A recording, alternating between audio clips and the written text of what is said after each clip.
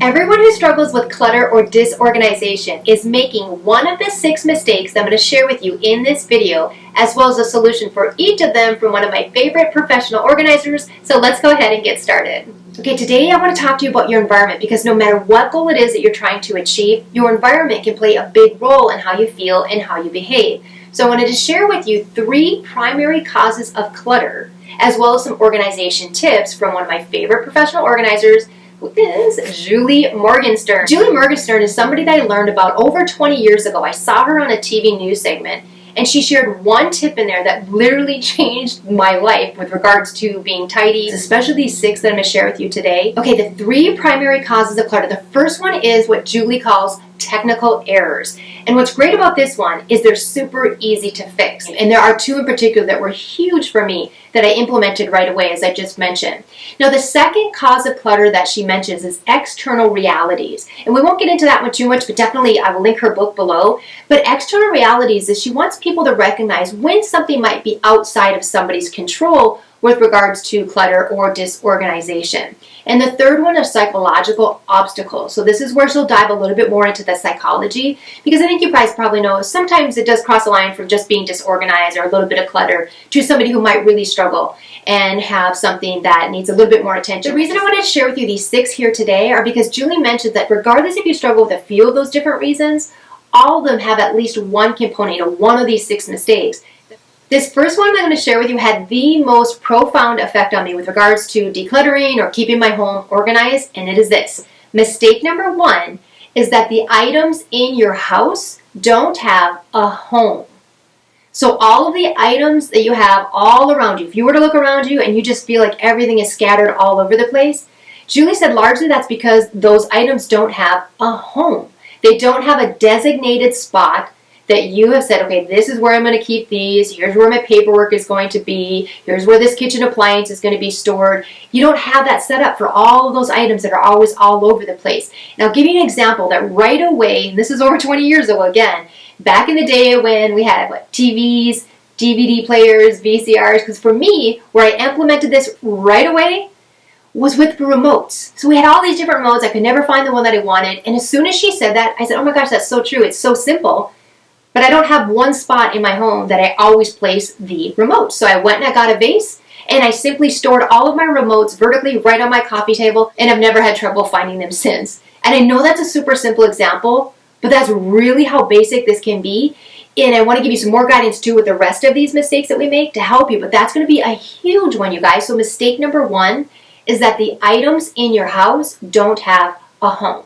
Mistake number 2 when it comes to home organization is inconvenient storage. So this is where maybe you did designate a home for something to go, but it's so inconvenient that you just leave it out anyway because it's really hard for you to put away. So there's some guidance that Julie mentioned here too. So whether, again, this is a kitchen appliance, the remotes that I mentioned, she has some guidance that whatever room that you're in, and especially items that you use frequently, you want to store them within an arm's reach. And you want to make sure things are convenient. So maybe you have a mixer in the kitchen and it's really heavy. You obviously wouldn't want to store that somewhere really up high. So maybe you end up just leaving it on the counter when you don't really use it that often. So think about that when you're creating that home that I mentioned in mistake number 1. So mistake number 2 is inconvenient storage. Mistake number 3, I'm really guilty of this one as well. What she calls it is out of sight, out of mind. And what she means by this one is a lot of the times what we'll do is we will leave something out in the open on purpose to provide us with a visual cue or a reminder to do something. So where I do this a lot would be a bill or an invoice. If I have a bill I need to pay, I will often leave it out on my kitchen counter just as that visual cue that, hey, don't forget, I need to pay this bill, or something that I might need to take care of. So this is something where obviously in today's day and age, the solution would be super simple, that we can use some electronic reminders or create a different system that doesn't require us to leave everything out. Because the point that she made in the book was, if it's just 1 or 2 things, like if it's just that one bill, that's probably not that big a deal. But if I start leaving all these visual cues all over the place, they just all blend in together and it defeats the purpose anyway. So mistake number 3 is out of sight, out of mind. Now I hope that you're finding these tips helpful. If you are, go ahead and hit that like button, and I hope you consider subscribing to my channel. Now on to mistake number 4.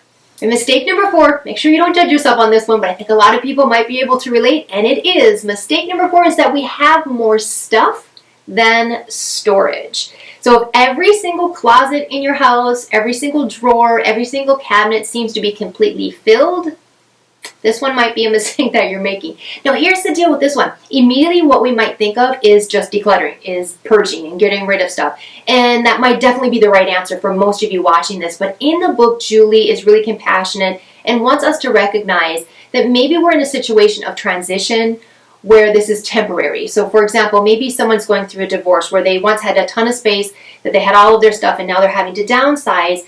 And so there might be a case where you have more stuff than storage, but it might be temporary. So take that into consideration when you're thinking about the solutions with this. But in the book, I would recommend, because she's got a bunch of strategy, if you are someone who's looking for decluttering and being able to sort through your items, and she's got a whole process. There's an acronym she uses called SPACE that you can learn about there too. So that is the other mistake that we make, where we have more stuff than storage. All right, mistake number 5. I'm guilty of this one as well. I swear, I think most of these I am, except for the next one that I share with you. But I really wanted to share these because I do think that this is something you could relate to. I bet a lot of you are like me. And what this mistake is, number 5, is that the organization systems we create may be too complex or confusing. And right away, when I was reading that part in the book, I thought about all of the paperwork that I struggled with back in the day 20 years ago, before we had all the electronic options we have now. But even more recently, over the past several years, I was taking care of my father who had Alzheimer's. And I remember everything that I had to deal with regards to the VA, everything was paperwork. They still didn't have a lot of stuff that was done electronically. And I created this file system because I really wanted to make sure I was on top of everything to take care of my dad. And I remember looking at it, and I didn't realize it at the time. I thought it was probably genius in the way I was creating it at the time. But I had a million different folders, and each of them only had, 1 or 2 pieces of paper in them. I didn't need to get that micro of a level to create this filing system for me to house all of my dad's paperwork. So that would be something where, again, at the time you might be creating something that later on when you go to use it, you thought, well, this is confusing, or I don't even remember where I put this. It was just too complex. So I went back and I rearranged how I had my dad's medical, or I had the financial stuff I was responsible for, whatever it would be to care for my dad, but all in one area. So just an example to share with you how you might be creating a system that, again, in the moment seems like it's great, but if you go to use it and there's any resistance to it, look to see if by chance you didn't make that too complex or too confusing. All right, mistake number 6. The last one is you might be one of those folks that feel that organizing is just simply boring.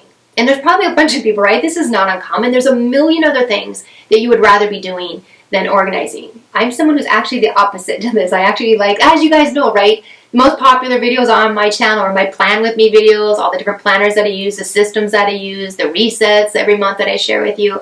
But if you're not, if you are someone who finds this just to be a really boring, utilitarian task you have to do, what Julie mentions in her books to really just be intentional and take a moment to infuse your personality into the organization systems that you create. So one thing when I was reading through this that I realized that for me, and I never realized this before, but every binder, every folder, the systems and stuff that I use, they're very colorful. But for someone else that might be completely unnecessary, and maybe we go back to that other mistake, that would be too complex or too confusing for someone. All these different colors and they mean all these different things. So whatever would work best for you to really infuse your personality, maybe your aesthetics that you have, so that it's not a boring task that you avoid, but something that you can easily do and maybe even get excited about. So those are the 6 common mistakes when it comes to creating clutter in a home. I hope that you found this useful. If you do, make sure you subscribe to my channel. And you might also want to join my VIP list, which is free, where on the 1st of every month, I deliver content just like this, direct to your inbox. And you can join us over there at bertavip.com. I appreciate you letting me share this with you, and I'll see you next time.